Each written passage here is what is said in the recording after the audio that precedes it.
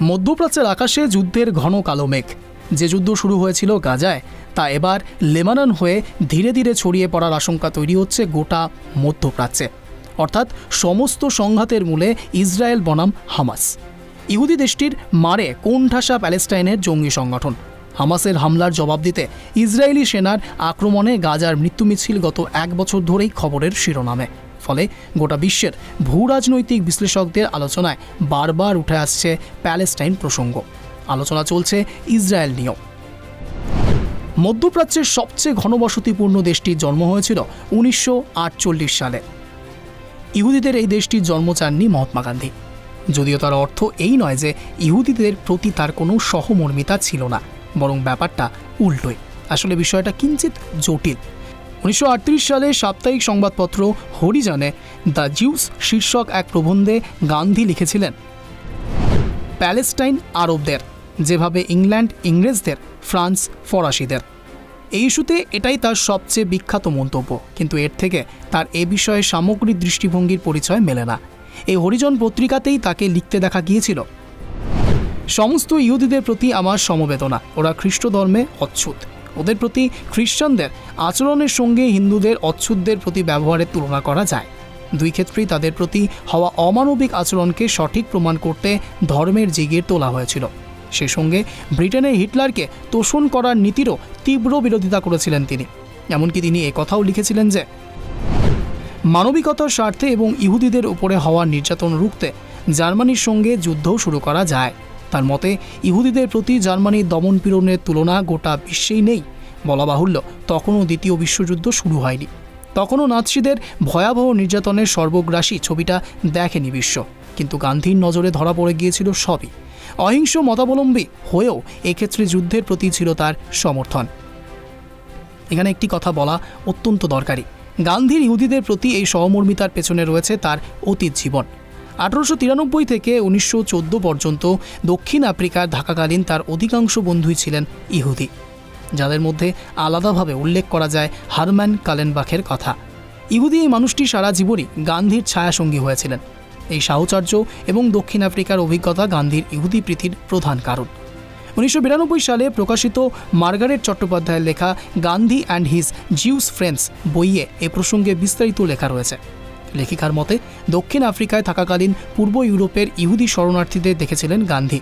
অনুভব করেছিলেন কিভাবে নিজেদের কোনো দোষ ছাড়াই ভারতীয়দের মতোই আক্রান্ত হতে হচ্ছে তাদের। এই সহমর্মিতাই পরবর্তী সময়ে বিদেশ বিভুঁইয়ে গান্ধীর ইহুদি প্রীতির কারণ হয়ে ওঠে। অচিরেই বহু ইহুদি তার বন্ধু হন। জোহানেসবার্গ, লন্ডনে গান্ধীর সামাজিক ও রাজনৈতিক কর্মকাণ্ডের পেছনে ছিল যাদের সাহায্য। 7ম শতাব্দী থেকেই সারা পৃথিবী জুড়ে পালিয়ে বেরিয়েছে ইহুদিরা। পরে তারা পাড়ি দেয় ইউরোপে। এই ভোগান্তির চরম ছবিটা অবশ্যই হিটলারের আমলে, কিন্তু তবুও ইহুদিদের জন্য আলাদা রাষ্ট্র চাননি গান্ধীজি। তিনি লেখেন, যদি ইহুদিদের প্যালেস্টাইন ছাড়া আরও কোনো দেশ না থাকে, সেক্ষেত্রে তারা বিশ্বের বাকি অংশে যেখানে তারা বসতি স্থাপন করেছে সেখান থেকে বলপূর্বক উৎখাত হতে হলে তা মেনে নিতে পারবে কি? তার মতে ইহুদিদের পৃথক রাষ্ট্র হলে তা জার্মানদের ইহুদি বিতরণের এক বর্ণময় সাফাই হয়ে উঠবে। তিনি এমনও লেখেন, আমি যদি ইহুদি হতাম এবং জার্মানিতে জন্মাতাম, তাহলে সেটাই স্বদেশ বলে দাবি করতাম, যেমনটা একজন দীর্ঘকায় জার্মান করবে।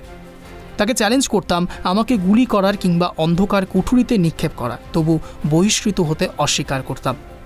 কেবল এটুকুই নয়, গান্ধীর আরও যুক্তি ছিল, ইহুদিদের আরবে ঠেলে দেওয়াটা ভুল ও অমানবিক হবে।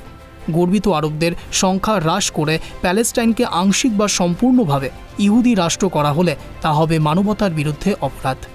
তবে অনেকেরই মতে গান্ধী পরে মত বদলান। মহাত্মার জীবনীকার লুই ফিসারের সঙ্গে তার কথোপকথনে এই দিকটি উঠে এসেছিল।